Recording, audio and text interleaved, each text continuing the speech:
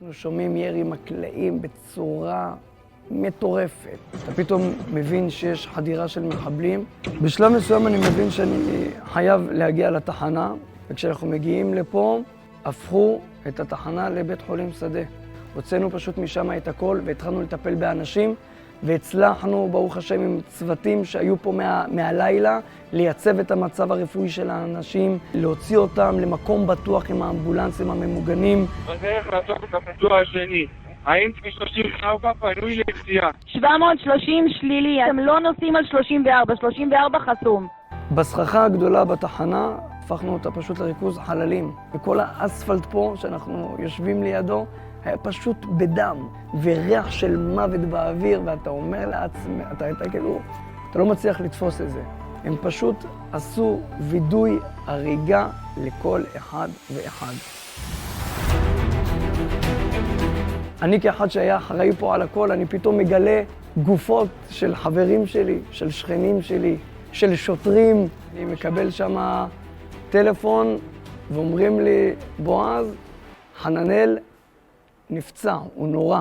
הוא נתקל כ-150-200 מטר לפני הכניסה לעיר במחבלים שירו על האמבולנס. אתה מבין שזה בעצם נהג שלך, כונן.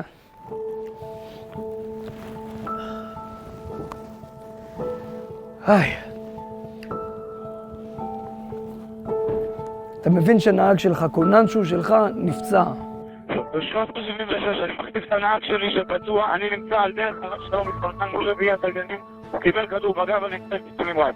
אליסף, שהיה החובש המלווה שלו, הצליח להתגלש, ירי ממש מדויק על הראש שלו, ממש בנס הוא ניצל. חננאל, ברגע שהם חלפו אחד מעל השני, הם פשוט נתנו עוד כמה יריות לאמבולנס, הוא נפצע בגב והצליח להמשיך לברוח עם האמבולנס עוד כמה מאות מטרים, שמה עצר, נשכב.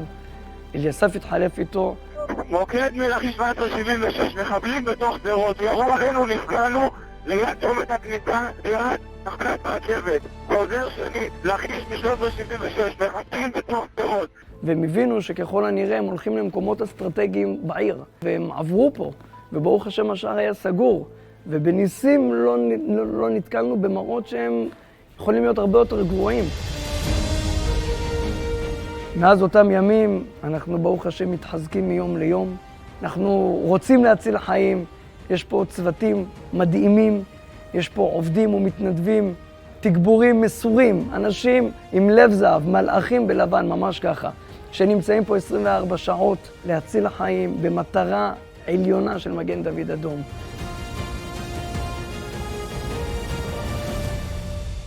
שבת בבוקר התחיל במטח קסאמים מאוד מאוד חריג. פתאום אני מקבל טלפון מהמוקד שיש אמבולנס כונן של תחנת שדרות שנפגע בעצם מירי. תקשיב, מגיע אליך כרגע 1376, חננאל ירוי, מחבלים ירו בו. בסדר? אתה יכול לצאת אליו, אנחנו מנסים לשלוח אליך צוות כי יורים גם על תחנת שדרות. בזמן הזה אני עולה לאמבולנס, מזהה את חננאל שכוב על מיטת האמבולנס שהוא שכוב על הבטן, שתי חורי כניסה באזור הגב, גב עליון. פעולות ראשונות של עצירת דימומים, תוך כדי כבר קו פתוח עם המוקד. אני עם חננאל פצוע עם ירוי בגב. כל האמבולנס חורים, ירו עליו. מה המצב שלו? הוא בהכרה? המצב שלו כרגע בהכרה, מצב קשה. חננאל לא לדוז, לא לדוז.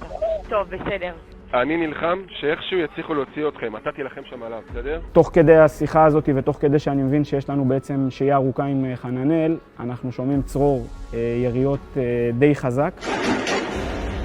וזה בעצם השלב שאני מקבל החלטה יחד עם אליסף להוריד את חננאל לבית כדי גם להעניק לו טיפול מתקדם. יש פה גם קסאמים וגם האיום הזה של החוליות האלה, אני מוריד אותו אליי לבית, אין לי דרך. כן, אין, כנסו למרחב מוגן. בצד אחד של הבית יש את הממ"ד עם הבנות, מצד שני יש את חננאל שוכב פצוע בסלון.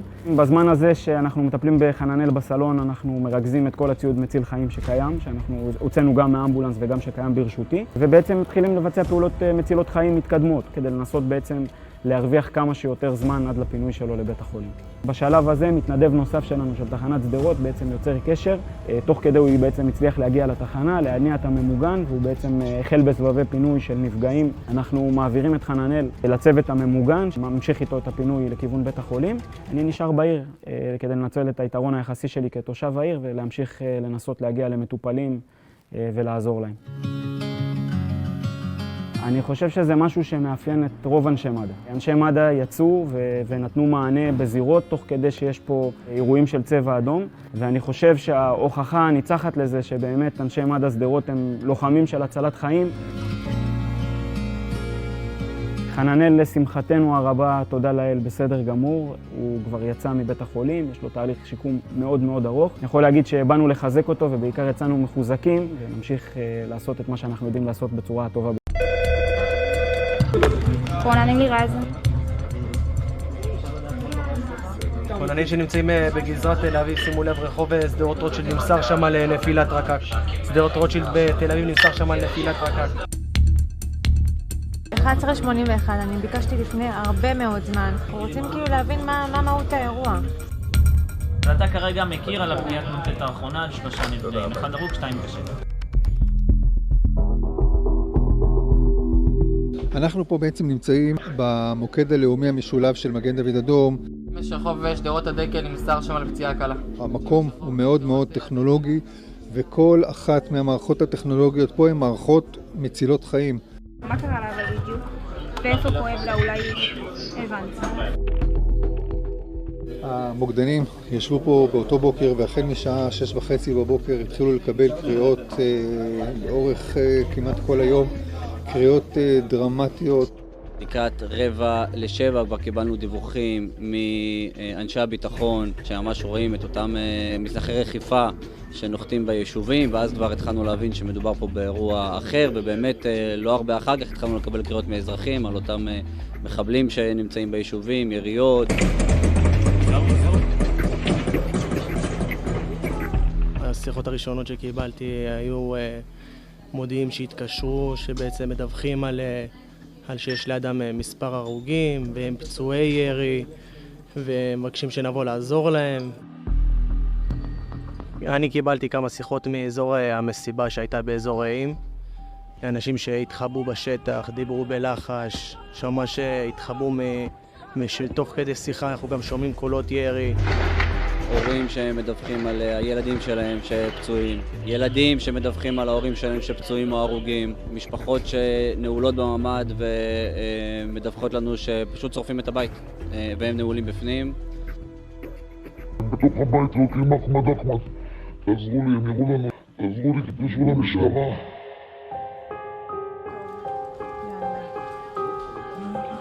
אני באופן אישי קיבלתי שיחה אחת, אני לא אגיד מאיזה יישוב, אבל של אישה אחת שדיווחה לי שבעלה נכנס הביתה, ירוי, סגר את הדלת, נעל אותה ואמר שיש מחבלים בחוץ.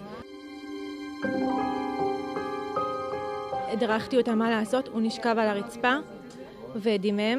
נתתי לה הסבר מאוד מאוד קצר, ואז ישר הבנתי שיש מחבלים בחוץ, אז התחלתי כאילו להדריך אותה לסגור את הבית, לכבות את האורות. היא הסבירה שיש לו פצע כניסה בכתף מהירי. אחר כך היא אמרה לי שהוא מקיא דם, אז הבנתי שחייב להיות משהו יותר רציני מאחור כניסה בכתף. היא במהלך השיחה אמרה לי שיש לה 3 ילדים בבית ועוד ילד אחד שנמצא מחוץ לבית. הנחיתי אותה שלא לצאת אליו, שלא לחפש אחריו, שכרגע זה לא בטוח בחוץ והיא חייבת להישאר בפנים. הוא שרד? אני לא יודעת, ואני מאוד סקרנית לגלות, ומצד שני אני מאוד מפחדת לגלות. אני אישית עניתי לשיחה של ילד שמדווח שהוא נמצא בתוך ארון. הוא מדווח שהוא רואה את המשפחה שלו, את ההורים שלו ועוד 2 אחים ששוכבים בתוך הבית, והוא שואל מתי נגיע.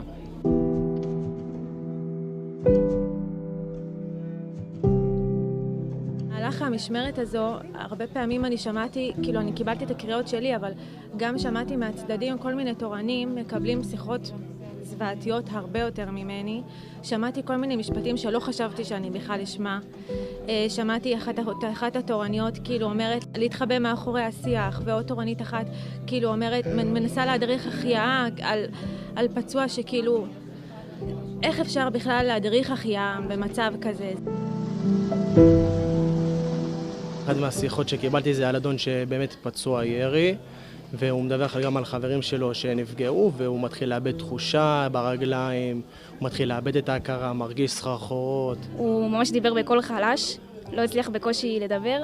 הוא אמר שהוא לא יכול לדבר איתי, הוא צריך לשמור את הסוללה, לדבר כנראה עם המשפחה או משהו כזה. הוא ניתק לי את השיחה, אבל שוב, לא היה אפשר להיכנס עדיין לשטח בגלל שהיה מחבלים שם נמצאים. במצבים כאלה באמת קשה לעבוד, אבל כחלק מהטיפול שלנו דרך הטלפון זה בעצם לעצור דימומים, להרגיע כמה שאפשר, להירגע באזור, להרגיע את החברים ולהמתין לכוחות הביטחון שיגיעו לחלץ. שמעתי תורניות שפשוט בכו בחוץ והתפרקו בחוץ, תורניות 101 שקיבלו שיחות מאוד קשות, שהם אמרו, כאילו שהאזרחים אמרו להם שם, כאילו אם לא תבואו אנחנו נמות, אם אתם לא מבינים שאתם הורגים אותנו, וזה היה ממש קשה לתורנים. תביני, אנחנו לא רגילים לזה. זה אירוע שמבחינתנו הוא מאוד מתסכל. אני במד"א בכל שנותיי עברתי הרבה, עברתי את צוק איתן, עברתי את עופרת יצוקה, עברתי הרבה מאוד מלחמות, הסלמות, ניהלנו אירועים לאומיים מכל סוג שהוא, וזה היה תרחיש שהוא חסר תקדים. זה היה אירוע שהוא יוצא דופן.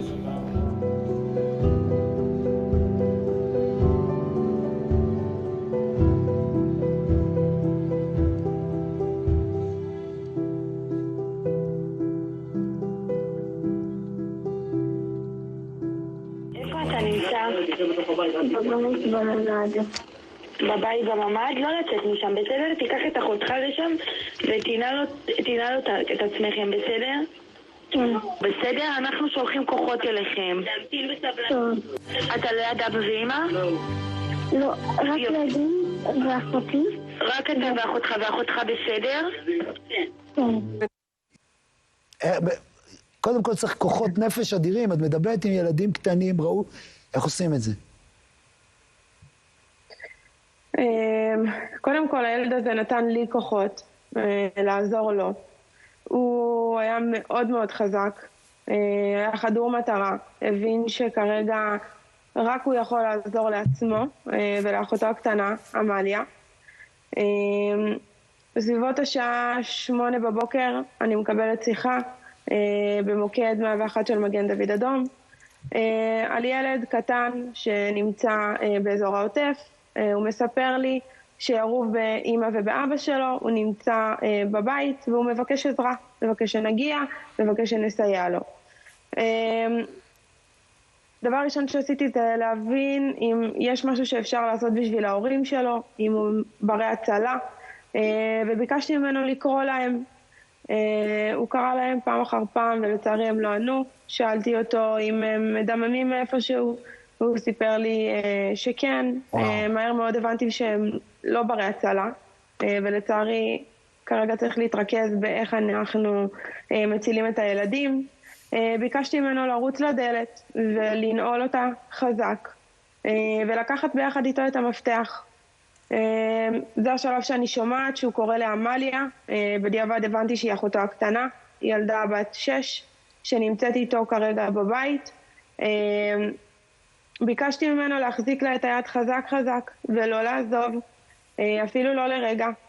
ביקשתי ממנו לרוץ לממ"ד, שמעתי אותו ככה רץ לממ"ד בזריזות. אני מבקשת ממנו לסגור את הדלת, והוא מספר לי שהוא לא מצליח. הוא מאוד מאוד קטן, הדלת היא כבדה, והיה לו נורא קשה לעשות את זה. אז ביקשתי ממנו להחזיק לעמליה את היד ולנסות להיכנס ביחד איתה מתחת למיטה. הוא סיפר לי שהוא לא יכול להיכנס מתחת למיטה, המיטה כנראה היא קרובה מאוד לרצפה ואין להם מספיק מקום להיכנס.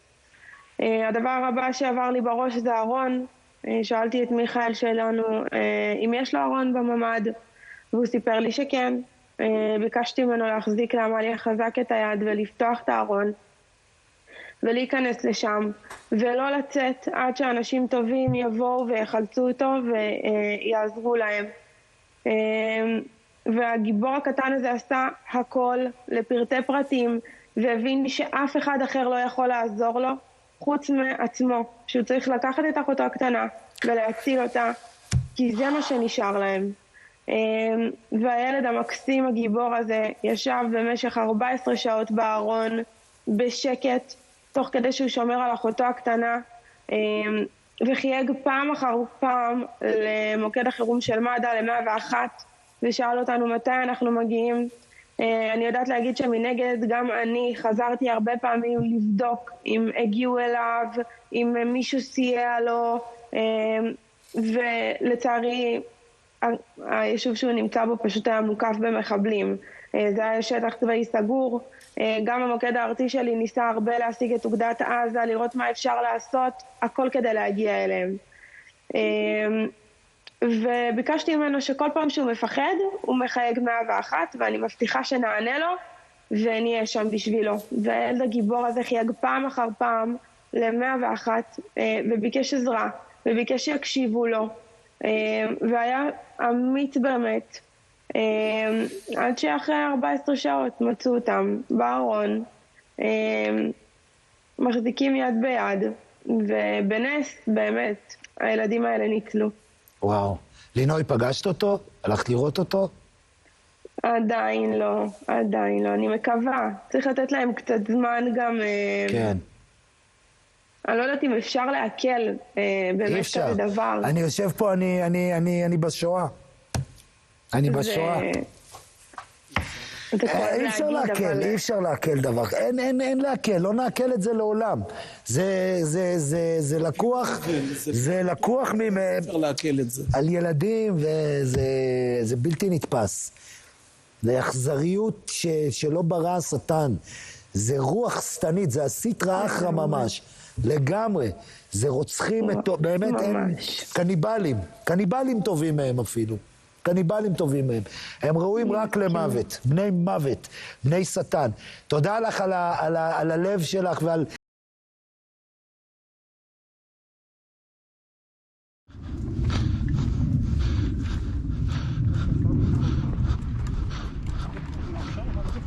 اقسم بالله صوبت لك جندي هي امبلانس.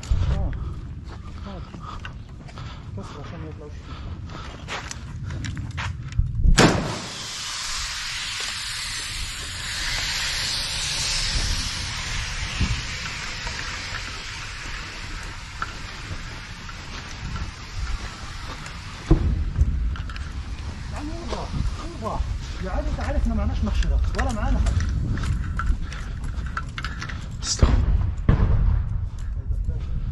مدفع. ما حسهم بس تضلك ذكر لي المكان هذاك. ايه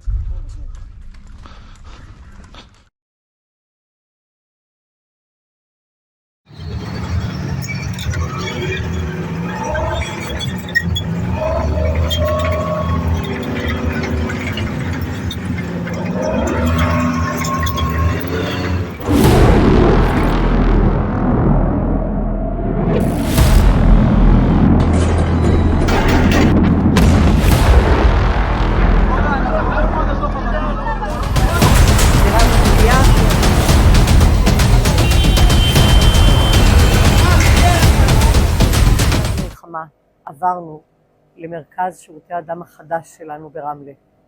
המרכז שנבנה במשך השנים האחרונות הוא ממוגן וממוקלט, כך שכל מערכת ייצור הדם, כל מערכת בדיקות הדם, כולה נעשית בתנאים ממוגנים לחלוטין, מה שמגן קודם כל על מלאי הדם כמובן, אבל גם על העובדים.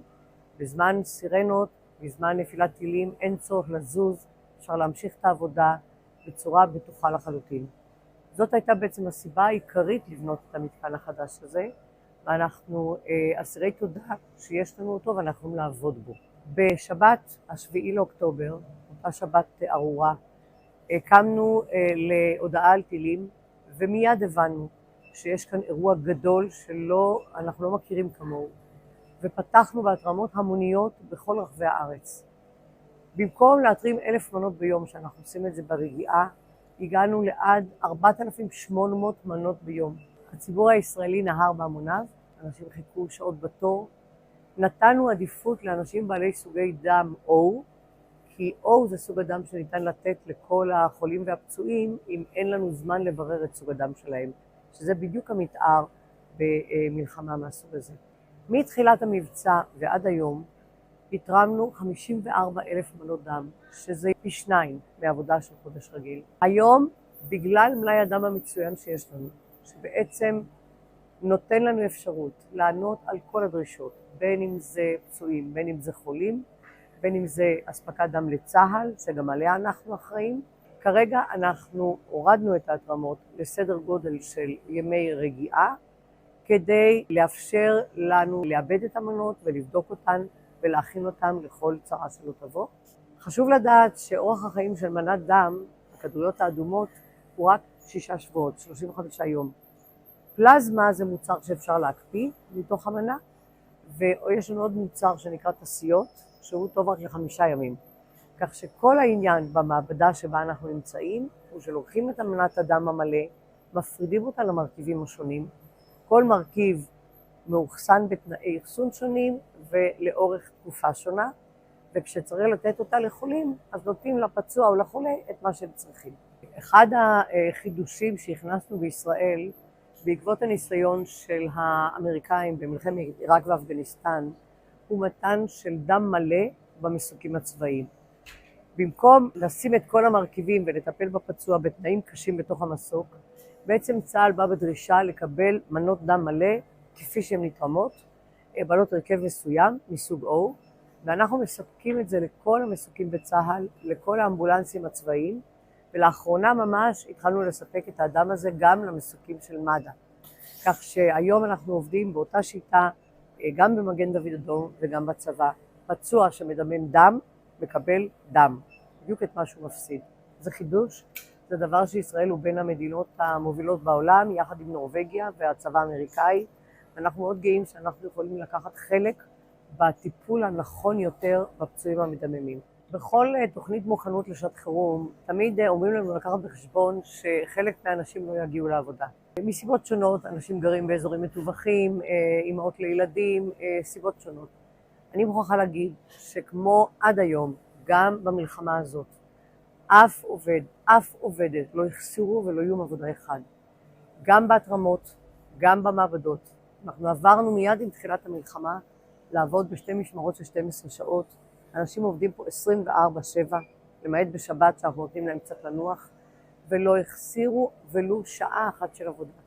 אנשים מגיעים מאשקלון, מאשדוד, ממקומות שנמצאים באמת תחת דיווח, ופשוט אני מעריצה אותם. בלי ההון האנושי המדהים שלנו, לא היינו יכולים לעמוד במטלה הכבדה הזאת, להכין מלאי מספיק של דם ומרכיבי דם, כדי לטפל בכל החולים בבתי החולים, בכל הפצועים שנקווה שלא יגיעו, ובדרישות הצבא.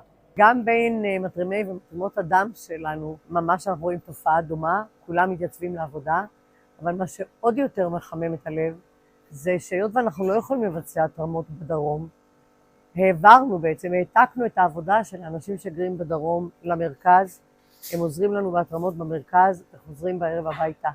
באמת נאמנות כזאת ומסירות כזאת לקראת העבודה החשובה הזאת של הצלת חיים, היא כל כך מיוחדת למגן דוד אדום, ואנחנו רואים אותה בכל חלק בארגון. בכל תרומה אנחנו לוקחים מהתורם 3 מבחנות, כדי לבצע בדיקות מולקולריות וסרולוגיות לזיהוי מחלות שעלולות לעבור בעירוי, כמו דלקת כבד נגיפית בשני סוגים, HIV/AIDS ואחרים. וכן כמובן מבחנה אחת כדי לבדוק בה את סוג הדם של התורם, סוג הדם של המנה, כי אחרת לא ניתן לתת את המנה בעירוי. אנחנו נמצאים פה במעבדה החדשה והמודרנית שבנינו במרכז שירותי הדם החדש שלנו ברמלה, שבו מסוע אוטומטי מביא את המבחנות אל המכשירים, שם נעשות הבדיקות, עובדי המעבדה מפקחים על תוצאותיהם, משדרים אותם למחשב המרכזי, והתוצאות מופיעות אחר כך על גבי המנה, שמסופקת לבתי החולים או לצה"ל. דוקטור שרון ברנסבורג צברי, אני מנהלת של הבנק הלאומי לחלב אם. הבנק הלאומי לחלב אם התחיל לעבוד באופן סדיר החל מינואר 2021.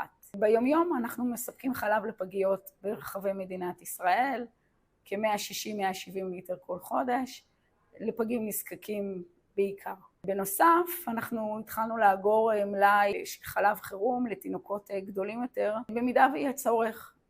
ולצערנו אכן הצורך הגיע ב7 לאוקטובר, כשהיה ברור שיהיו תינוקות נזקקים, חלקם כי באמת האמא לא נמצאת או פצועה או לא במצב להעניק, וחלקם כי היה ברור שנשים יגויסו בצו 8 ולא יהיו זמינות להעניק את התינוקות שלהם, ופנינו למשרד הבריאות ויצא כצו חירום ההנחיה של משרד הבריאות, הוראת חירום, שהבנק יכול לספק חלב לתינוקות נזקקים בכל המצבים שחלב אימם, האימא הביולוגית, לא בנמצא. שזה אומר לא רק באמת הסיפורים הקשים של אימא שפצועה או שנעדרת, אלא גם קצינות, חיילות שמגויסות, נשים שילדו מהעוטף בגלל מצבם הנפשי רגשי הם לא מסוגלות להעניק. לפעמים זה קצת נפח קטן של חלב שנותן לאמא רשת ביטחון, ולפעמים זה באמת נפחים משמעותיים שהאמא לא מסוגלת לשאוב. ואכן יוצרים איתנו קשר מרחבי הארץ או משפחות או כאלה שמטפלים בתינוקות במצב הנוכחי ומבקשים תרומות של חלב. התרומות עוברות אישור של משרד הבריאות ואנחנו מביאים אותם עד הבתים של הנמענים. באמת מאוד מרגש. לפעמים אמהות מתארות בפנינו שמהרגע שהחלב הגיע, השפע הגיע, והתחושת ביטחון בעולם ובתמיכה שהקהילה מאחוריהם מאוד מאוד מתחזקת. לצורך שנוכל להמשיך ולספק את החלב בנפחים האלה, כרגע כמעט מדובר על 500 ליטר שיצאו מבנק החלב בחודש הזה. אנחנו זקוקים לעוד תרומות של חלב. למלאי הנוכחי יש לנו מספיק חלב, ואנחנו מיד בונים מחדש את המלאי, מחדש מרעננים אותו. ולכן אם יש לך, אמא, חלב עודף במקפיא, בבקשה תפני אלינו. מאוד חשוב שהתרומה הזאת לא תבוא על חשבון התינוק הביולוגי שלך. לתינוק הביולוגי שלך אין אמא אחרת. לנו יש אפשרות לחפש תורמת אחרת, אבל מאוד חשוב שתזכרי שאת, המשפחה שלך, קודמים לכל. אז תרומות חלב הן מאוד חשובות בזמן הזה, אבל חשוב שהן לא יבואו לא על חשבון התינוק שלך ולא על חשבון מצבך הנפשי. אם את כן חושבת שאת יכולה לתרום לנו, אז בבקשה עצרי קשר עם הבנק הלאומי לחלב אם של מגן דוד אדום, והתרומה שלך יכולה להציל חיים, להנציח חיים ולהקל בקצת על המצב הקשה. בשבת רגילה, מוקדני מד"א נותנים מענה לכ-5,631 שיחות בממוצע. ירי פעיל במקום להתמגן. פוגש את מד"א שהגיע ראשון לזה.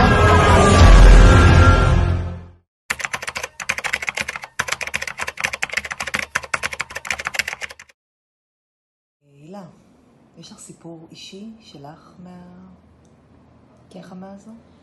אני בעצם הגעתי בבוקר של 7/10 למוקד המבצעים אצלנו מהצפון. בדרך מהצפון אני מקבלת, בגלל שהוזעקנו, אני מקבלת טלפון מאמא שלי, שהיא אישה שומרת שבת, שומרת חג, והבנתי פה שמשהו חריג קורה. כי אנחנו רגילים לטילים, וזה לא פעם ראשונה שאנחנו חווים, אבל אם אמא שלי הדתייה הדליקה את הטלפון היא התקשרה אליי, כנראה שמשהו חריג קורה. והסתבר שאחי הקטן, שהוא חייל, ביחידה מיוחדת, מוצב בנחל עוז, והוא שם, והוא שלח לאמא שלי הודעה מצמררת שהוא נלחם ושהוא נמצא שם בנחל עוז, מבוצר בתוך החדר, ושכל הצוות שלו מתים ושהוא אוהב אותנו. ממש הודעה שמשתמעת כהודעת פרידה.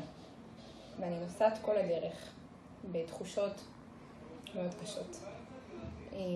וכשאני מגיעה לפה, במשך כמעט 7 שעות, אנחנו עובדים ואני שומעת את הזוועות, ואנחנו רואים את כמות הנזק וכמות האירועים, ובעצמנו מתמודדים עם אירועים לא פשוטים, כשבמקביל לזה, כל הזמן הזה, אין לי מושג איפה אח שלי. אין לי מושג אם הוא חטוף, אין לי מושג אם הוא הרוג, אין לי מושג אם הוא פצוע. בסוף, ברוך השם, אחרי 7 שעות, קיבלנו הודעה שאחי פצוע, אומנם במצב לא קשה, אבל שהוא פצוע ושהוא מובא לסורוקה. כמובן אני המשכתי להיות במוקד, כי הייתה המון עבודה, אבל קיבלתי באמת הודעה שהוא יצא מנחלות, מהקרבות הקשות שהיו שם. ואת בעצם כל הזמן הזה גם נמצאת פה בתחנה באשדוד, וגם עונה לטלפונים במוקד הארצי.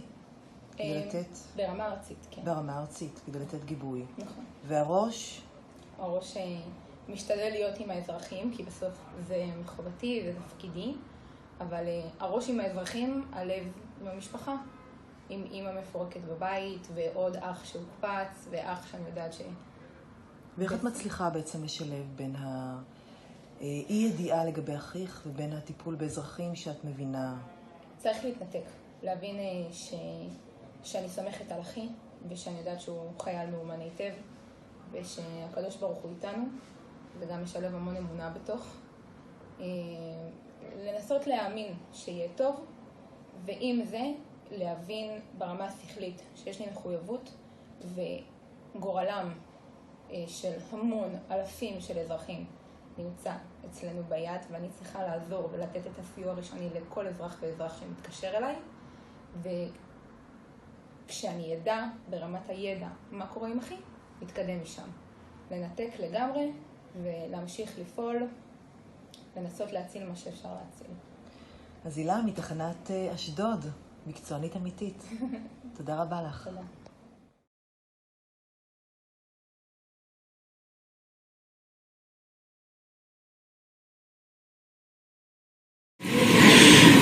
כמו שאתם רואים, אני על שתי רגליים, ברוך השם.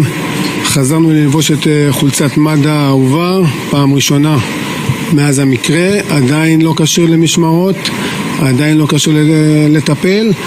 יש עדיין פגיעה, יש עדיין תחור ירי, יש עדיין שכם שבורה, מצלעות שבורות, אבל אנחנו נהיה חזקים. קודם כל רפואה שלמה כמובן. אני רוצה להחזיר אותך לאותה שבת. אתה מקבל את הטלפון הראשון, ומה מצליח להבין מזה?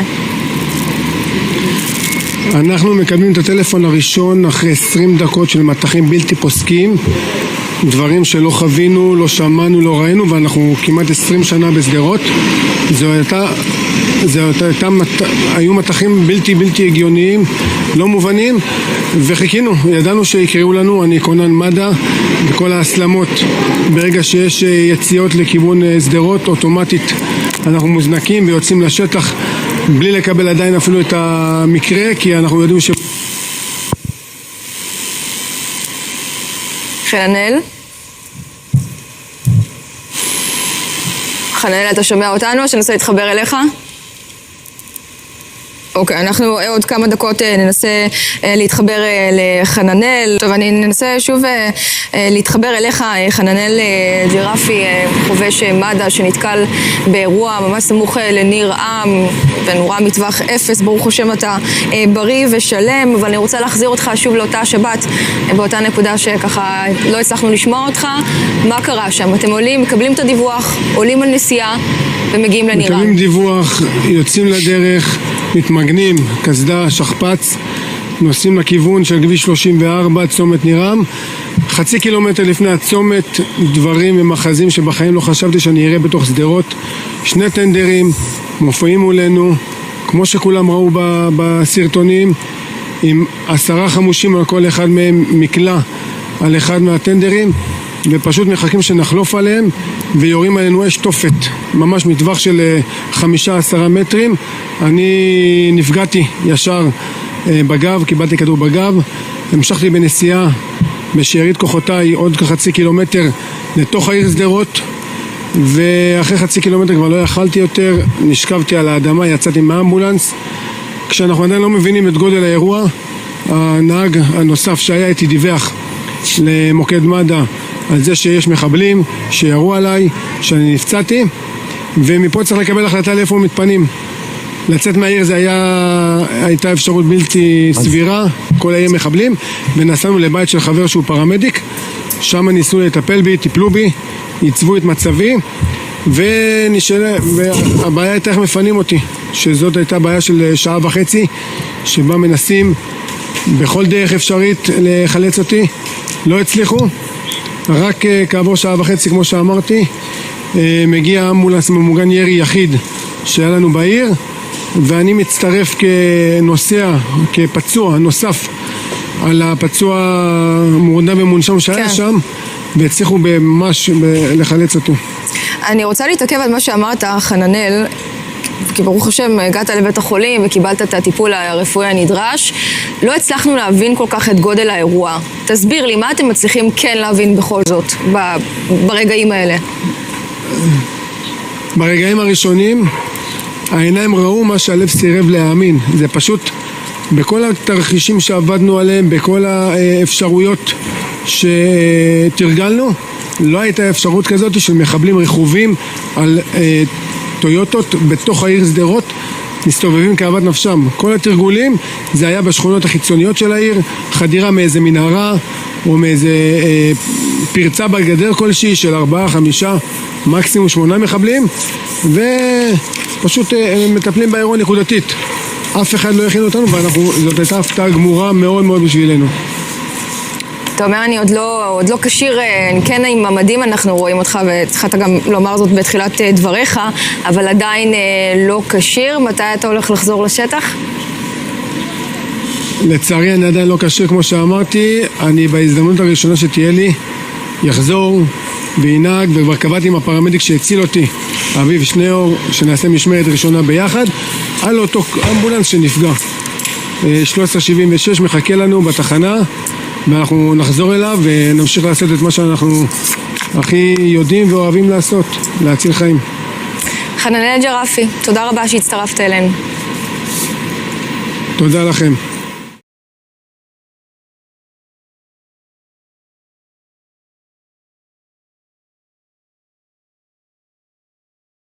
נכנס לזירה של לחימה, כדורים שורקים מכל מקום. אף פעם לא נקלענו למצב כזה. מה שקרה באותו שבת בבוקר, היינו בבית, פתאום התעוררנו לקול של צבע אדום. זה היה נשמע משהו לא רגיל. אחרי ממש כמה דקות התחילו להישמע קולות ירי מאוד חזקים ואיזשהו פיצוץ גדול בקיבוץ. פתאום שמעתי צרחות מבחוץ, צעקות, מישהו קורא בשם שלי. הכניסו 2 חיילים כאשר הם ירועים בגפיים עליונות. מיד אשתי, שהיא גם עובדת במד"א, התחילה לעזור לי. הבאתי ציוד, התחלתי לטפל בהם. כל הזמן הזה עדיין מתנהל ירי בפנים. אחרי כמה שעות החלטתי להתחיל להוציא אותם בעזרת הלוחמים לכיוון הכניסה לקיבוץ, שמשם נוכל להעביר אותם עם רכב ממוגן לבתי חולים. בצומת גבעתי, בחיבור עם 35 שם, ימתינו לכם 2 הטנים, תעבירו להם את הפצועים. כשיצאתי החוצה כבר ראיתי את הזוועות, הרבה אזרחים הרוגים. התחלתי לעבוד על העניין של איך אני מחלץ את בני משפחה שלי מהקיבוץ ומוציא אותם החוצה. זה היה ממש מסוכן, כי כל הזמן אחר כך היו התקלות ועדיין מחבלים יורים על מכוניות בחוץ. המשפחה שלי יצאה החוצה, הבן שלי, שהוא בן 18, לא הסכים לצאת. הוא אמר, אני יוצא רק עם אבא. ואז אתה מסתכל לשנייה הצידה ואתה רואה את הבן שלך עומד עם סכין, והוא אומר לך כאילו, אבא, אין ברירה, אם הם באים, אני יוצא. וזה קשה.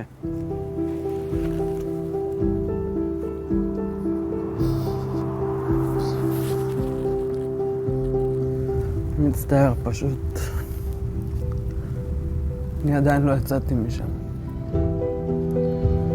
העבודה שלי בעצם זה מה שנותן לי את הכוח להמשיך. אני רוצה להגיד לך פשוט תודה.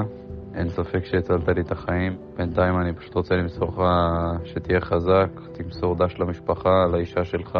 אני מעריך אותך בטירוף. הפגישה שלי אחר כך עם החיילים, לראות אותם חזרה על הרגליים, זה מה שממלא אותך לחזור חזרה לעבודה ולהמשיך קדימה.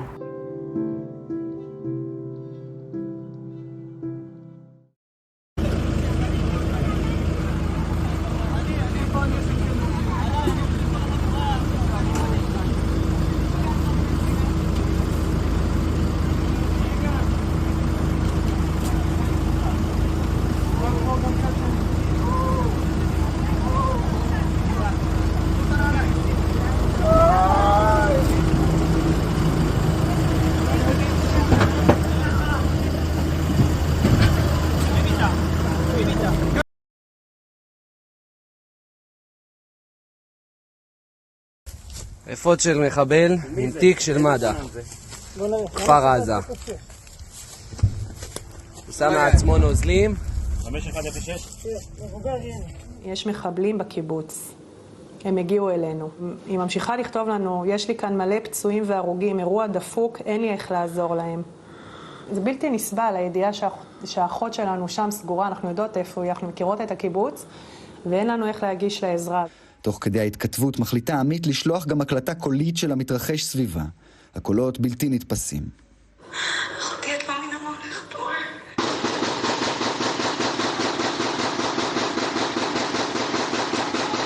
מבחינתי עמית כרגע בזמן הזה מסתתרת, תוך כדי מסייעת לפצועים, עם סכין מטבח ביד. אנחנו מנסות לעודד אותה, את גיבורה שלנו, את החיים שלנו. אז היא כותבת כרגע אותו סיוט ב8:45 בבוקר. מה אומרים? יש פה הרוגים ופצועים ברחובות. ותוך כדי אתה שם לב, תירגעו, אני בסדר, אל תצאו חלילה, אני מתחננת. עמית כותבת, אנחנו מחכים לכוחות צה"ל. חשבתי שזה ייגמר, אבל זה לא נגמר. בזמן הזה, בדירה בבאר שבע נמצאת אחותה של עמית, מרי, יחד עם אימן. חסרות אונים הן מנסות לעודד את עמית ולהבין מה מתרחש. ביקשנו ממנה כל 10 דקות רק נקודה קטנה של חיים, עוד מעט זה נגמר. אז היא כותבת, אני אשתדל בסדר. היא כותבת לנו ב9:10, תשמרו על עצמכם, אל תצאו מהבתים. קשרתי למד"א, אומרים לי שיש פה כאוס מוחלט בכל הגזרה, אין כוחות שיכולים לעזור. איך אני אומרת את זה לעזאזל הפצועים? בשעה 10:30, עמית שולחת למשפחה הקלטה נוספת.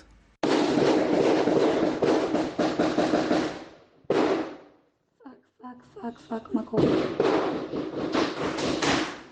בשעה 1:50 היא כותבת, הם חזרו, הם תוקפים אותנו. מה זאת אומרת? תתפללו עלינו בבקשה. מי חזר? מה זאת אומרת? נכנסו למרפאה? המחבלים, הם פה, הם באים אלינו. תסתתרי, עמית, תעשי מה שאמרנו לך. אוף, איפה הכוחות? איפה הם? אפשר לדבר עם הצבא? תגידו להם שיבואו אלינו, הם פה, אני שומעת אותם בחוץ. הם פה, אני אוהבת אתכם בכל מקרה. מאותו רגע היא מפסיקה לענות לנו להודעות עד 2:02. היא כותבת לנו, אני לא חושבת שיצא מפה. בבקשה תהיו חזקים אם יקרה לי משהו. כל אותן שעות עמית עסוקה רק בפצועים. גם בתמונות ששלחה לבני המשפחה ניסתה להיראות רגועה, להגיד שאיתה הכל בסדר. רק לאחת מחברותיה היא כותבת, אני מפחדת, ושולחת גם צילום מחריד מתוך המרפאה. הרגע היחיד שהיא התפרקה לנו, זה ברגע שהמחבלים נכנסו למרפאה. התחילה לפקות ולצרוח, אבל עד אז היא המבוגרת האחראית בכל הסיפור הזה. ב2:05 נשלחת ההקלטה האחרונה.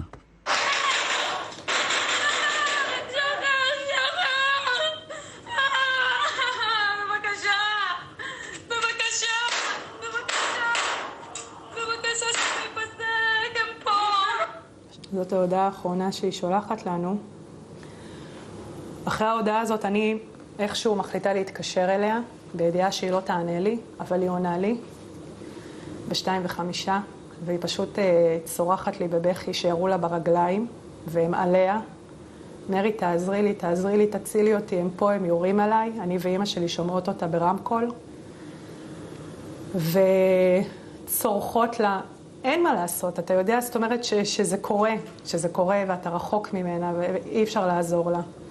והיא מבקשת מאמא שלי סליחה, חוזרת על זה כמה פעמים, אמא תסלחי לי על הכל, אני אוהבת אותך, אני אוהבת אתכם, כמובן בבכי ובצרחות. אנחנו שומעות עוד ירייה והשיחה מתנתקת. ומאותה שעה מקוללת, 2:05 בשבת הזאת, אנחנו פשוט לא יודעים מה עלה בגורלה. ונכנסים ל50 שעות של אי ודאות, ונאחזים בכל תקווה שקיימת. הגיעו הדפיקות על הדלת שבעצם בישרו לנו שמצאו את הגופה של עמית במרפאה, ירויה ברגליים וירויה בראש. ומד"א הביאו לנו את הגופה והלכנו וראינו אותה ונפרדנו ממנה. היא נשארה יפה כמו שהיא הייתה.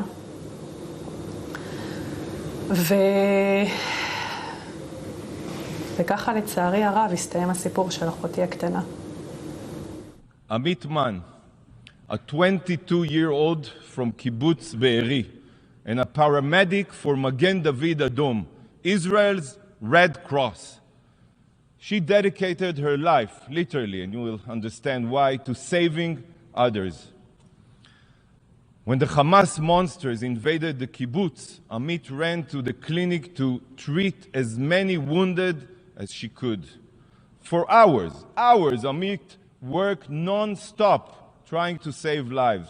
She knew the sadistic terrorists were outside her clinic because she heard the gunfire, but she stayed there. She was committed to saving lives, not running away. Finally, the terrorists burst into her clinic and put a bullet through her brain. She was a Magen David Adom paramedic, the Israeli Red Cross, in uniform. But that didn't stop these savages. This is how the rescue teams found Amit.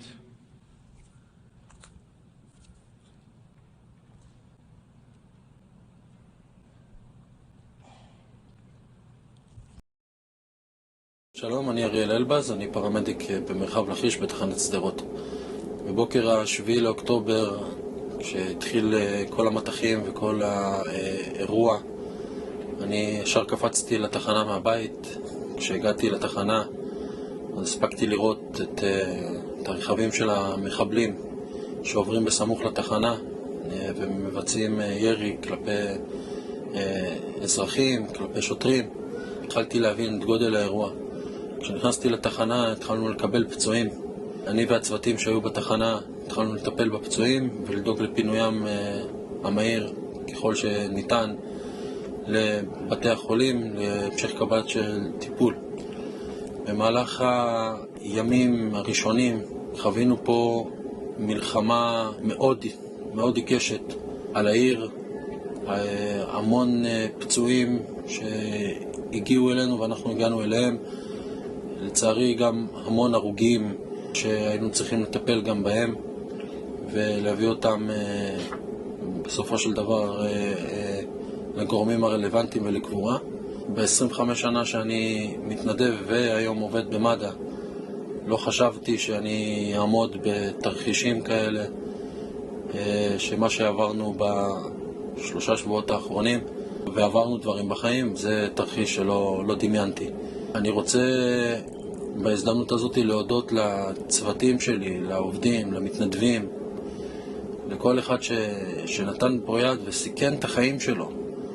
סיכן את החיים זה במובן המילה בשביל להציל חיי אדם נוספים, לתת את המענה הזה על הצורה הטובה ביותר, המקצועית ביותר, האנושית ביותר, לטובת אזרחי מדינת ישראל ולטובת הכלל.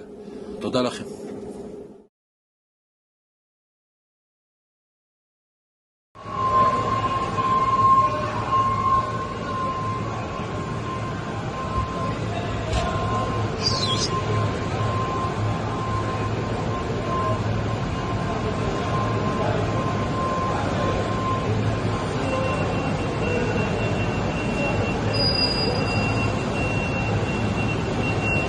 שפירא, אני פרמדיק מגן דוד אדום כבר 20 שנה, 15 שנה ביחידת מסוקים. אני שפיר בוטנר, מנהל בית הספר לפרמדיקים של מגן דוד אדום ופרמדיק ביחידת המסוקים של מד"א. ביום שבת בבוקר התעוררנו ב-6:30 בבוקר כמו כולם לקולות נפץ של הירי רקטות.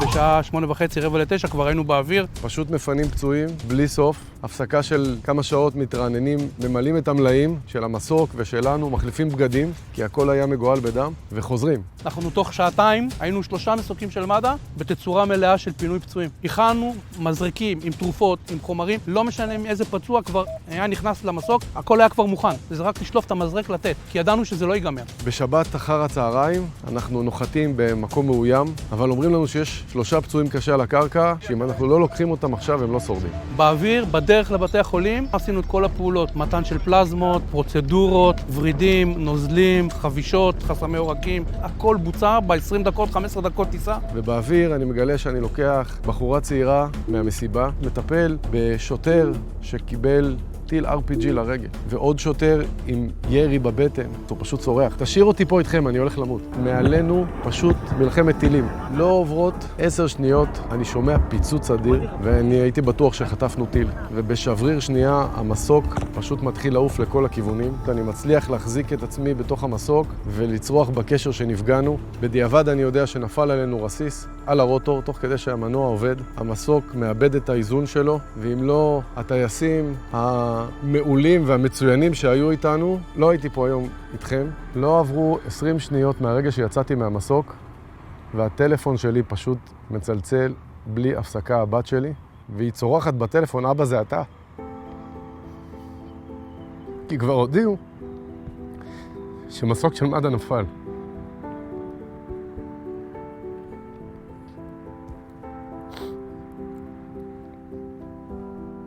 עם העבודה אני יודע להתמודד. אבל הבית. אמרתי לה שאני בסדר, והתפנינו להוציא את הפצועים מתוך המסוק. ואני מקבל טלפון מהמוקד, 5 דקות, 3 חיילים פצועים קשה אצלך בשדה תימן. לראות מישהו שירו לו ברגל, והבן אדם הזה מתחיל לרוץ ומשיג אותי, עם כדורים ברגל. חבר שלו פצוע, עם כדורים ביד וחסם עורקים, מחזיק אלונקה ומנושא פצועים ביחד איתנו. אני יצאתי מהאירוע הזה בהבנה שיש פה אנשים שלחמו שם, זה אנשים על-אנושיים, זה גיבורי על. אתה יכול להבין מאיפה המשפט הזה עם ישראל חי, וביחד ננצח, ואת כל הסיסמאות האלה שהן כאילו קלישאות, אתה מבין מאיפה זה בא.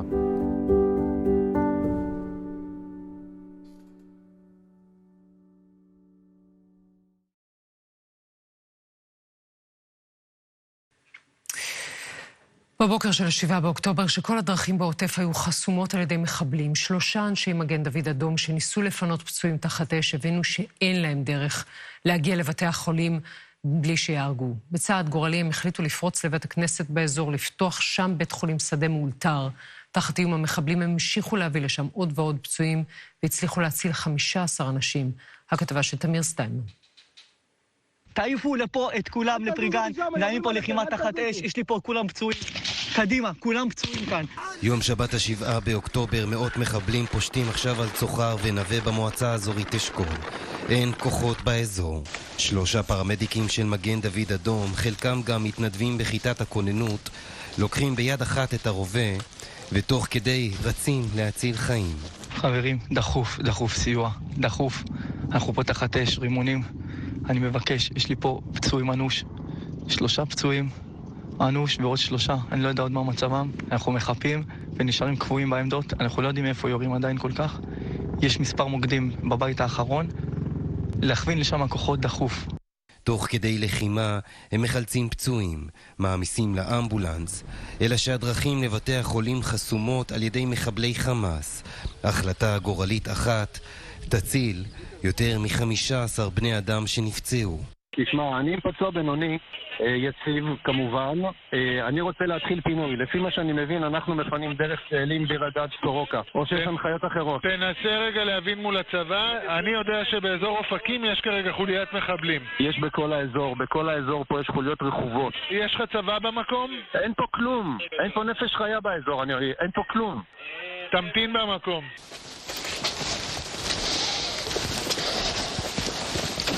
תראה, בדיוק נשאר אותו דבר. 3 שבועות עברו, בדיוק אותה פריסה, כל הציוד ששמנו, פינת קשים, פינת בינוניים. תראו, אפילו השילוט עוד נשאר על העמודים. רצינו לייצר פה איזשהו סדר. בתושייה יוצא דופן כשמסביב האש לא פוסקת, והבתים שלהם ספגו פגיעות ישירות של פצמרים. המשפחות שלהם נותרו לבדם בממד. עקיבא, חנניה ומנחם, 3 הפרמדיקים, מחליטים לפרוץ לבית הכנסת ולהפוך אותו לבית חולים שדה. ידעתי שאני אגיע לפה היום יהיה לי קשה. לא קל כל מה שהיה כאן. לא פינה לך פצוע אחד קשה, ויש שם עוד 5 נפגעים, 1 אנוש ועוד 5 קשה. טוב, מה אנחנו עושים? לפתוח אתר טיפול בשטח במקום הכי בטוח שאפשר. אין לנו כרגע איך לקדם גם מסוק כרגע, אנחנו בודקים את האפשרות, כרגע אי אפשר. כוחות רפואה צה"ליים רכובים, יש משהו כזה? אנחנו על זה ב-700%, אין פשוט עם מי לדבר. טוב, בשלב מסוים גם נצטרך את הציוד. פצוע אחד שוכב ליד ארון קודש, עם המוניטור לידו, צמוד לממד. אם אני אצטרך להכניס אותו כמה שיותר מהר בשביל לטפל בו תחת אש, ועם כל איום אחר, אז שמתי אותו צמוד לארון הקודש. כאן. והמקום בהתחלה, מקום מסודר, יפה, שולחנות, כיסאות, כלומר ערוך ללימוד, ערוך לתפילה. וככל שמקבלים יותר אינדיקציות, ככל שמבינים את תמונת המצב, מבינים שאנחנו הכוח הרפואי היחיד שחולש פה על כל הגזרה. לא ידענו מתי נצא פה, ולא ידענו אם בכלל מישהו יודע שאנחנו פה, ומה עם הפצוע שלנו שהיה פה, ויכול להיות שהפצוע פה יקרה לו משהו והוא ימות. כך, במשך שעות, לבדם, הם נלחמים במחבלים שבחוץ, ומטפלים במקביל בפצועים שבפנים. בין לבין הם דוהרים עם האמבולנס בין היישובים, כדי לאתר עוד פצועים. מזיזים פה הכל, קוראים לכל אנשי הרפואה שנמצאים פה ביישוב. הערכות ממש לקראת קטסטרופה, במלוא מובן המילה. תביאו לי את כל הציוד הרפואי שיש ביישוב, סידור של הדברים, והכל תחת אי-ודאות מוחלט. יש תקלויות בכל מקום, יש הרוגים בכל מקום, אנחנו שומעים את זה בקשר, אנחנו מקבלים את זה בקבוצות הוואטסאפ. אני חזרתי מפריגן, אני הגעתי לפה ממלחמה. אנחנו מתחילים לפנות פצועים, מאזור פריגן לנווה. פצוע ראשון כבר הגיע לנווה. אני ונגב 93 יצאנו לעשות עוד סיבוב של פצועים. אנחנו חייבים שתעבירו לצבא שאנחנו צריכים מסוק לפנות אותם. הם פצועים קשה מאוד, הם ימותו. בסדר? לא משחק. אני אומר אמיתי, אנחנו אחרי שעתיים של לחימה. צריכים להבין שיש מלא פצועים בשטח ומלא הרוגים, ומנחם נשאר פה לבד עם הפצועים. הגיעו לפה שני פצועים באופן עצמאי, מנחם נשאר איתו פה, והוא ממש שלח אותנו, הוא אמרנו, תקשיבו, אני יודע שזה לא קל, זה קשה, אתם נוסעים לשטח, מביאים פצועים. יצאנו עם שני רכבים, עקיבא עם ה-611, אני עם ה-93, יצאנו לפריגן שידענו שיש שם אש תופת, והבאנו לשם פצועים. וברגע הראשון שהגיעו לו הפצועים זה היה קטסטרופה פה. כולם מדממים, חברים שאנחנו מתנדבים שלנו, אנשים שגדלו איתנו, אנשים שחיו איתנו, תוך כדי טיפול הוא מבקש, חנניה תציל אותי. התקשורת רוב הזמן מנותקת, והם עכשיו נלחמים על החיים שלהם ושל הפצועים שהם פינו לבית הכנסת הזה.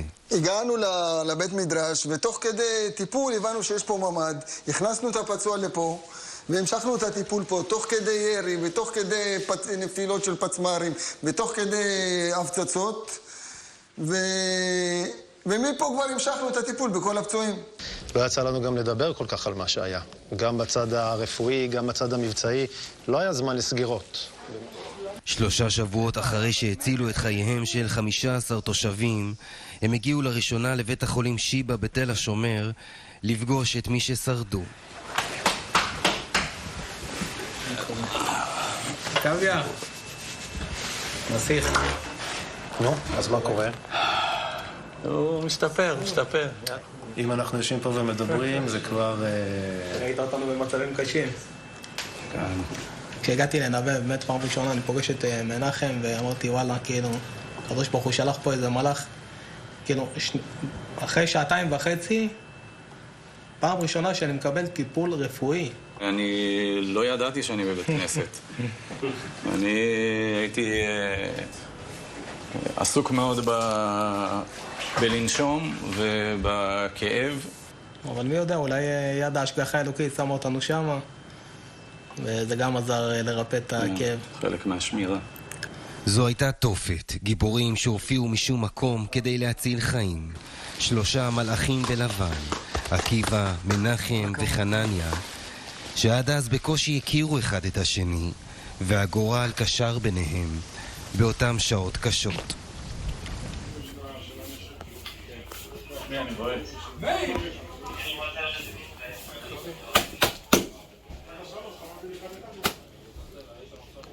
משבת לא ראיתי אותך. איך אתה? בסדר. בסדר? יהיה בסדר, בבקשה. בשבת בבוקר פגשתי אותו ל10 שניות. הוא הגיע עם אמבולנס ממוגן ירי מפה מסדרות, אני הייתי בחוץ והוא העביר אלינו פצועים. העברנו כל היום. אני זוכר ששאלתי אותו, אלור, מה קורה בפנים? הוא הסתכל עליי עם דמעות בעיניים. הוא אפילו לא היה מסוגל לדבר ולא היה לנו גם את הזמן, כי מיד לקחנו את הפצוע והמשכנו הלאה. איזה כיף לראות אותך, אחי. אני אוהב אותך. תשמרו על עצמכם בבקשה. אוהב אתכם. עכשיו אנחנו אומרים שלום ישראל לוגסי, פרמדיק, ממלא מקום מנהל תחנת מד"א באשקלון. ספר לי קצת על התחנה פה.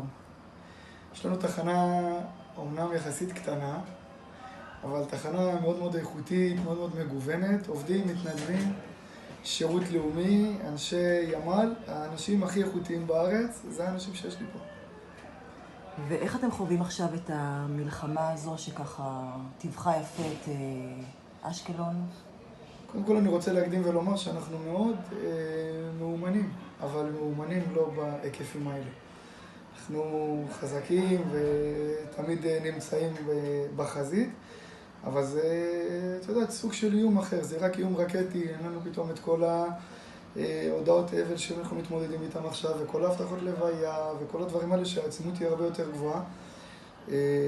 קצת שונה, אבל אני חייב לציין, בזכות האנשים המצוינים שלנו, אנחנו חזקים, ואנחנו עומדים בכל האתגרים. והאחווה והרעות שיש פה בתחנה הזאת, זה משהו שאני לא חושב שיש באף מקום אחר בארץ, באף תחנת מד"א אחרת, באף ארגון אחר בארץ. זה אני יכולה להעיד אפילו על מה שקורה פה בתחנה. עכשיו, אתם, יש לך איזה מקרה מסוים בכל הכמויות של המקרים שזכו לך במיוחד כן, אחד המקרים הראשונים שהיה במלחמה הנוכחית, אני מחזיק אמבולנס קונה, והזניקו אותי לנפילה. הנפילה הייתה בתוך בית כנסת, ולצערי אחד המתפללים נפצע באורח קשה מאוד, ויש משהו שהרגע שגרם לי שנייה אחת לאיזושהי תחושת מחנק, זה שכאילו אנחנו פשוט מתים על הארץ שלנו, על היהדות שלנו, על הדת שלנו, בתוך בית כנסת, כאילו, שאני מסתכל סביבי והכל הרוס, והיכל ספר תורה מצד אחד, וארון ספרי קודש מצד שני, זה רגע שקצת ככה נחרט לי בזיכרון. הזכיר לך למה אנחנו פה בעצם. הזכיר לי על מה אנחנו חוטפים פה לזמן. על הארץ הקדושה שלנו ועל התורה שלנו ועל הדת שלנו. למעשה בגלל זה אנחנו חוטפים. מה אתה מאחל, ישראל? מה אני מאחל? אני מאחל קודם כל בריאות טובה. בריאות פיזית ובריאות נפשית, שזה לא פחות חשוב. לכל האזרחים שלנו, לילדים שלנו, שיגדלו בטוב, באמת בטוב, שתיגמר המלחמה הזאת ונתחיל אנחנו רגע שנייה אחת לחשוב על כל מה שעברנו פה, ונדע לקחת את כל האובדן והכאב והצער הזה ולתאר אותו למקומות טובים. להיות טובים יותר אחד כלפי השני, להיות חזקים יותר אחד עם השני, שנהיה תמיד באמת הכי טובים אחד כלפי השני, ואהבת לרעך כמוך, רק ביחד ננצח. בקיצור, אתה רוצה איזה שהם צימרים לחצי שנה עכשיו, להירגע קצת, והחיוך שלכם אי אפשר לפספס אותו, ותודה רבה על מה שאתם עושים ועל מי שאתם, כי באמת יש לתחנת אשקלון פנים פשוט מהירות. איזה כיף לדעת. אני תמיד אומר, האשכול הכי טוב במרחב הכי טוב. זה אנחנו. ושנמשיך ככה. אמן. תודה רבה, ישראל. תודה לך. בזריזות עד הסוף ימינה. ישר עד הסוף ימינה. קדימה, קדימה, להיכנס, להיכנס, להיכנס, להיכנס.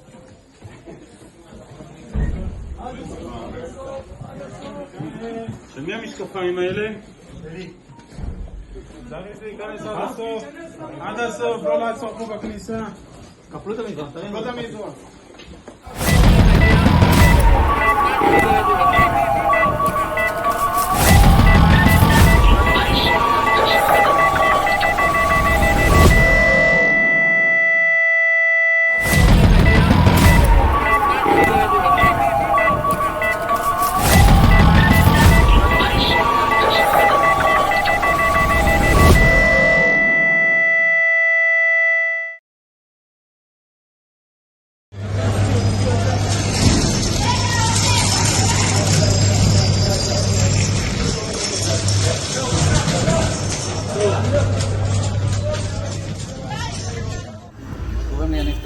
בן 35 משדרות, נהג עובד במד"א.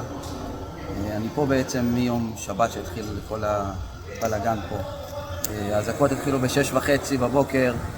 אנחנו מתורגלים, ישר יצאתי מהבית, השארתי את אשתי ואת הילדים לבד ויצאתי לקחת אמבולנס כונן. כשהגעתי לתחנה התחיל ירי מסיבי של המחבלים לכיוון התחנה. נכנסנו תחת אש, קיבלנו פצועים, טיפלנו בהם ופינינו אותם עם הרכב הממוגן. אני מבקש מכל עם ישראל לשמור על עצמו, להקשיב להוראות, והכי חשוב, שבמקרה חירום רפואי 101, אנחנו פה בשבילכם. מושון שלום, אתה נשארת עד עכשיו ביד מרדכי, נכון? למעשה אני גם מדלג בין המלון לבין העבודה במד"א לבין הכיתת כוננות בקיבוץ. אז בדרך כלל כשאנחנו שומעים על מתיחות בעוטף, יד מרדכי הוא אחד הקיבוצים ששומעים את השם שלו הרבה, ודווקא ביום שבת, גם ביום ראשון שלאחר מכן, פחות שמענו על יד מרדכי בגלל שאתם ניצלתם. אנחנו ניצלנו בעזרת התושייה של כיתת הכוננות וגם יחידת מג"ב שנמצאת בכניסה לקיבוץ. הם רצו לכביש כנראה במקביל אלינו, הם ניהלו את הקרב על הכביש. האירוע הזה היה הזוי לחלוטין כי זה התחיל בבוקר בירי כבד של רקטות לכיוון העוטף וכו'. באיזשהו שלב זה היה לי מוזר, כי לא הבנתי למה זה קורה, כי לא היה איזשהו אירוע מקדים. יש לנו אירועים שהם משחק מקדים. הפעם לא הייתה שום סיבה, ובאיזשהו שלב שמעתי ירי, אבל חלש, לא מספיק חזק. אז אמרתי לבן שלי, שממש השתחרר לא מזמן כלוחם בצנחנים, אמרתי לו, בוא נשים וסט, נצא החוצה עם נשקים, נראה מה קורה. אנחנו יוצאים החוצה, שומעים עדיין ירי מרחוק ולא מבינים את התמונה, ואז יש מטח של רקטות. סגרנו את הפינה של הבית לראות שאנחנו בטעות לא נתקלים באיזשהו מחבל או משהו. בקטע הזה שהגענו למגרש חנייה ליד מיגונית, אמרנו בוא נתפוס מקום כדי ליצור איזושהי תמונת מצב. עדיין אין לי מושג מה קורה, חוץ מאשר מאות רקטות. תרחישים שהתכוננתם אליהם במסגרת כיתת הכוננות? כן, אני אספר לך אחר כך גם מה עשינו לפני, אבל לא כמות כזאת, כלומר אנחנו חיים שנים בעוטף, זה היה פשוט גשם, זה היה מטורף. וגם ללא שום סיבה. בדרך כלל אתה יודע שהולכת להיות מתיחות, אז אתה מתכונן איכשהו לאירוע. ובאותו רגע בדיוק אני רואה רכב שיורד של הרבש"ץ, מיכה, יחד עם חן, הסגן שלו, יורדים, חוברים אלינו, יורדים, פורקים מהרכב, אנחנו מנהלים שיחה כדי להבין את האירוע, ואז אנחנו רואים מטח כבד של פצמ"רים ורקטות לכיוון צפון. כן. עדיין אין לי מושג מה קורה בארץ, כאילו, אנחנו ממש לא הבנו. ובאותו רגע האוזן שלי לגדה רעש שהוא היה מוזר. כאילו אני אומר להם, חבר'ה, זה רעש מוזר, זה לא ירי של רקטות פה, הרעש הוא שונה לחלוטין. זה הרגע שאני מרים את הראש מעל נתיב העשרה, אני רואה שני מצנחי רכיפה באוויר, הבנתי, זהו, זאת חדירת מחבלים, עדיין לא הבנתי את גודל האסון. ואז הם מתחילים קרב, כולל זה שאתה מכווין כוחות בטלפון. באותו רגע אני מתקשר לקב"ט, לאמנון זיו, לקב"ט של המועצה, הוא עונה לי לטלפון, קודם כל נרגעתי, אני אמרתי, אוקיי, הוא כבר עונה לי, אבל מה שהוא עונה לי, אני אומר לו, תקשיב, אמנון, אני רואה מעליך מצנחי רכיפה, זה מחבלים. התשובה שלו הייתה, תקשיב, יש לנו מחבלים עכשיו נוחתים אצלי בחצר, ביי להתראות ושיחה נודקה. לא היה לי מושג אם הוא נשאר בחיים או לא, זה היה דקות אבודות לגמרי. באותו רגע שמענו ירי בפאה הדרום-מזרחית של הקיבוץ, ממש לא רחוק מאיתנו. אנחנו לצערי כבר, אני מרגישה איך כבר לוחצים לסיום. כמה מחבלים בסופו של דבר היו על הגדר שלכם? אנחנו, כשהגענו לשם, פרקנו, היה שקט באותו רגע. הרבש"ץ שהוביל את הכיתת כוננות, היינו שלושה, אני הבן והסגן שלו, שמע אותם מדברים בערבית, באותו רגע הם פתחו עלינו באש תופת, אבל מטורפת. הוא הספיק לראות כמה כדורים, ואז הצלחנו איכשהו לתמרן תוך כדי ירי אחורה לכיוון המתבן, לתפוס מחסה, וכמה שניות אחרי זה חוליה של מג"ב, יחד עם הצוות של ימ"מ. זה משהו שאנחנו שומעים בכל הסיפורים, העניין הזה של התזמון, דקה לפה, דקה לשם. אני הצלחתי להוציא שידור למד"א, הצלחתי להוציא שידור לקב"ט של אשכול, לאילן, להגיד לו שלא מדובר בירי רקטות מחבלים. 5 דקות אחרי זה אני שומע אותו, צועק בקשר, יורים עליי. זה אירועים מטורפים. אנחנו חייבים לסיים לצערנו, אבל איכשהו חייבים לספר את כל הסיפורים האלה ולהרכיב את התמונה השלמה של כל הקיבוצים מסביב. תודה רבה שבאתם אלינו. הש"צים, הכיתות כוננות, החיילים וכל אלו שהזדמנו כדי לעזור לנו להילחם, וזה פשוט היה אירוע מטורף. מושון, תודה רבה שסיפרת לנו את הסיפור שלך. מגן דוד אדום קולט עכשיו את הרכבת האווירית של האמבולנסים והניידות טיפול נמרץ שמגיעה מארצות הברית ממש בדקות האלה. האמבולנסים והניידות לטיפול נמרץ שמגיעות יסייעו לנו לתת מענה טוב יותר, איכותי יותר ומהיר יותר. הצרכים של מגן דוד אדום ומדינת ישראל זה אמבולנסים וניידות טיפול נמרץ על מנת לתת את כל המענה בצורה טובה, יעילה ומהירה. האמבולנסים וניידות הטיפול נמרץ האלו יסייעו לנו על מנת להגיע לכל פצוע ולכל חולה בכל שעה ובכל מקום ברחבי מדינת ישראל.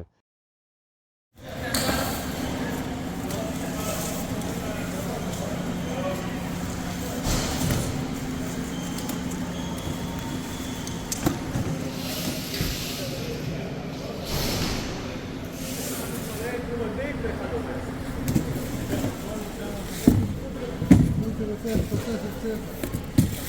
כן?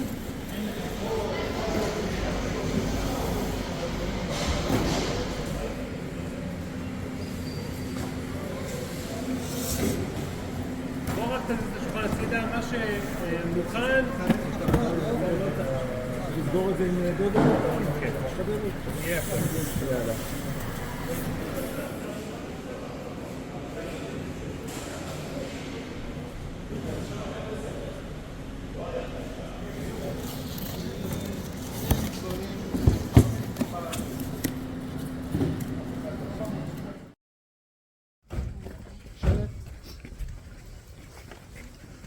אשת חיי למירצה, ורחוק מפיני ממך. בטח בעלה ובעלה ושלל לא יחסר. גאלה טוב ולא רע, כל ימי חיינה. נרשת צמר ופשעים מצד לחיינה. הידע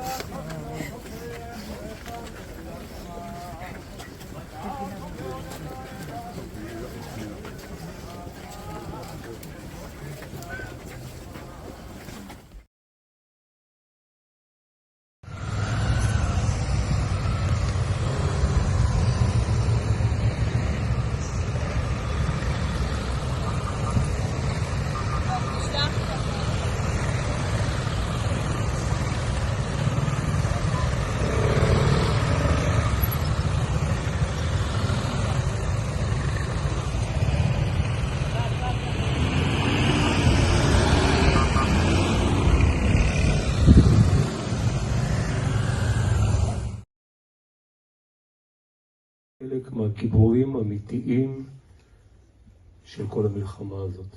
את אחת מהן. בית מגן דוד אדום ניצב אבל ומבכה את נפילתה של ירין, מתנדבת מסורה ומוערכת בתחנת מד"א באופקים. יחד איתכם, משפחת פלד, אני חש את הכאב הזה. כאב שמפלח את הלב. חודר לנשמה ועוטף יחד עם תושבי העוטף את כל מדינת ישראל. מה שירין מייצגת עבורי. הפנים היפות של ישראל. כשאני חושב על ירין, אני רואה לנגד עיניי את החיבור לאדמה ולמדינה, האהבה לזולת והמסירות ללא קץ למען האחר. ב5 שנים של התנדבות הפך תקווה בלבבות של אין ספור אנשים, ובצורה אופיינית לך גם בקשתך האחרונה משפיעה על רבים אחרים. לכתה בטרם עת ואובדן בעל יתואר לבית מגן דוד אדום.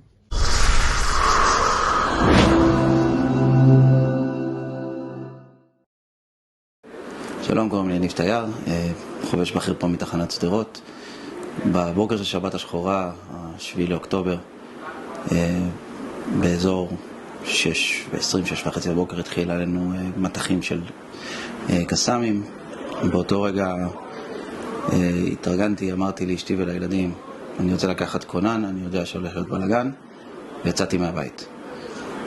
כשהגעתי לתחנה פה בשדרות, בעצם הבנו שאנחנו נמצאים במצב של חדירת מחבלים, עם ירי קרוב לתחנה. כשירדתי מהאוטו כבר שמענו את הצרורות ממש פחות מ-50 מטר מאיתנו. נכנסנו לתוך התחנה, התמגנו והתכוננו לגרוע מכל, ומזל המחבלים לא הגיעו אלינו. מה שכן הגיעו אלינו זה נפגעים ללא סוף. אנחנו היינו במצב של רכב לא מתאים, רכב היחיד שלנו ממוגן. בעצם זיוודנו אותו כמה שיותר מהר והתחלנו להוציא אותו לכיוון פינויים. תוך כדי גם עדיין אזעקות, תוך כדי עדיין ירי סביבנו, מטופלים שלא מפסיקים להגיע, אם זה שוטרים, אם זה חיילים שהגיעו בשלב יותר מאוחר. עד שהגיעו בעצם הכוחות בתחילו להשתלט פה על האזור. בגלל כל הבלגן אפילו פתחו פה אצלנו בתחנה את החפ"ק. מח"ט גבעתי היה אצלנו, פתח פה את החפ"ק ובעצם התחיל להשתלט על העיר. עשינו כל מה שיכולנו באותו יום. אנחנו מקווים שעשינו מה שאפשר. כי לצערי מספר החללים הגבוה שהיה פה הוא מטורף. תשמרו על עצמכם.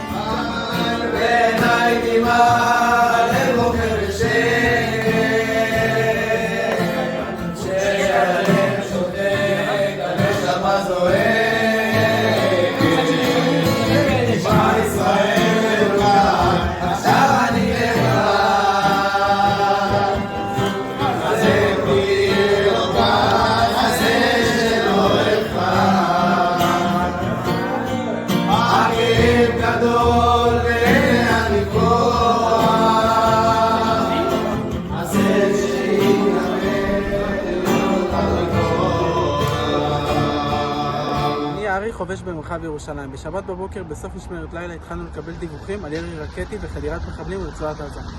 מיד כששמעתי על זה הצטרפתי לצוות טיפול נמרץ ממוגן שירד לשדרות. במוקד ביקשו מאיתנו להתחיל להתקדם לתחנת המשטרה בעקבות דיווחים על פצועים רבים במקום.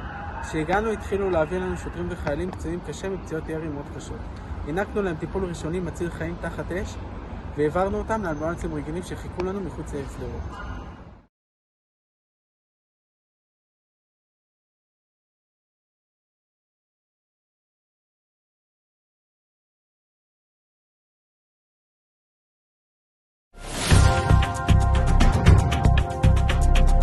אנחנו נמצאים כבר חודש ימים במלחמה. אנחנו ממשיכים להתעצם, ובכל נקודה שאנחנו צריכים להיות, מגן דוד אדום נמצא. אני מבקש להביע הערכה מלאה לכל אחת ואחד מכם. אתם אלו שנותנים את המענה לכל פצוע ולכל אירוע. אנחנו ביחד נעשה את הכל כדי לנצח.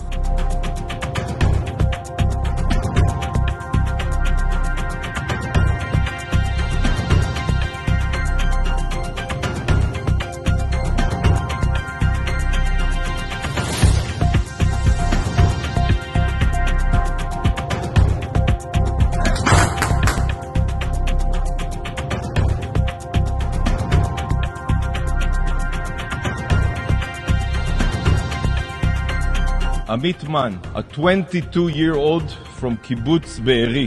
She was a Magen David Adom paramedic. The terrorist burst into her clinic and put a bullet through her brain. יש פה עובדים ומתנדבים, תגבורים מסורים, אנשים עם לב זהב, מלאכים בלבן, ממש ככה. מד"א רויטל, שלום. אנחנו כרגע מנהלים פה מלחמה. אנחנו נאבקים פה באמת על החיים שלנו ועל החיים של כל האנשים שגרים בעוטף.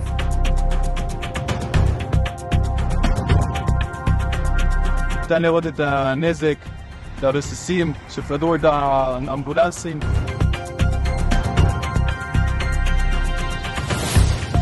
הגיעו פצועים קשים מאוד, פציעות מלחמה. אני שמח מאוד שכולם היום נמצאים לפני שיקום או כבר במהלך שיקום.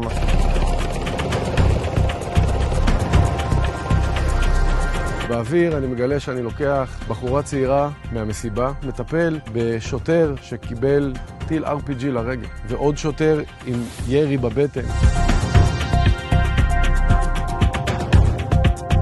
יוצאת חוליה של מחבלים, רוכבים על אופנועים עם בנדנות של ג'יהאד, ואני שומע את קולות ירייה, ואחד מהם נכנס לי ברגל, ואז דני התחיל לטפל בי. ככה הוא הציל את חיים שלי.